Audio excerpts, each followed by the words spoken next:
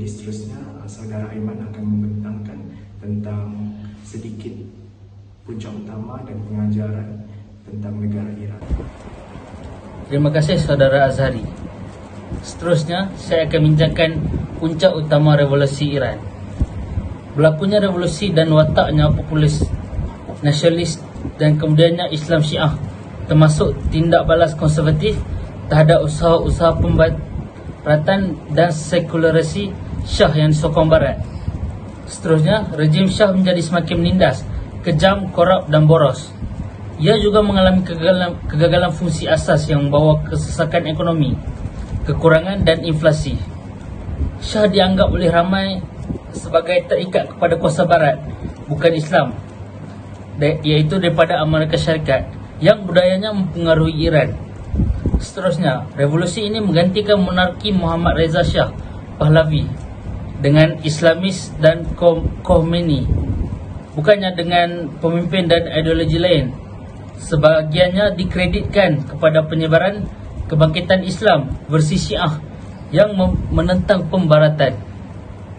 Faktor lain termasuk memandang rendah gerakan Islam Khomeini oleh kedua-dua pemerintah Syah dan menganggap mereka sebagai ancaman kecil berbanding Marxis dan sosialis Islam oleh sekular. Seterusnya, pengajaran utama revolusi Iran. Pengajaran yang pertama, Washington 35 tahun yang lalu tidak dapat menangani krisis di Iran. Seterusnya, Rumah Putih, Jabatan Negara dan agensi lain tidak dapat bersetuju dengan analisis realiti di Iran. Oleh itu, mereka tidak dapat menyelesaikan dasar yang wajar. Syah memandang ke arah Barat untuk mendapatkan bimbingan. Barat melihat ke dalam pada pengkritik dan pengulas domestik. Produk itu hanyut ke arah bahaya yang semakin meningkat.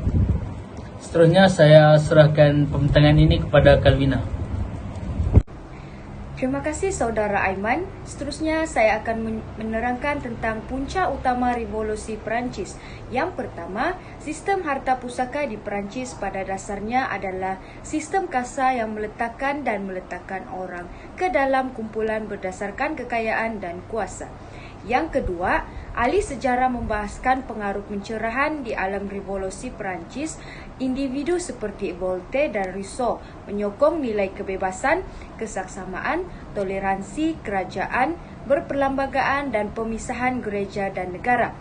Yang ketiga, Perancis menjadi kucar-kacir pada akhir abad ke-18. Misalnya, sistem percukaian membenarkan orang kaya untuk mengelak daripada membayar hampir mana-mana cukai sama sekali.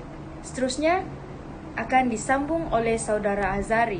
Sekian itu saja dari saya. Terima kasih. Terima kasih saudari Kalvina. Jadi hari ini tentang utama revolusi Perancis, liberalism. Kewangan Perancis menjadi kucar-kacir pada abad ke-18.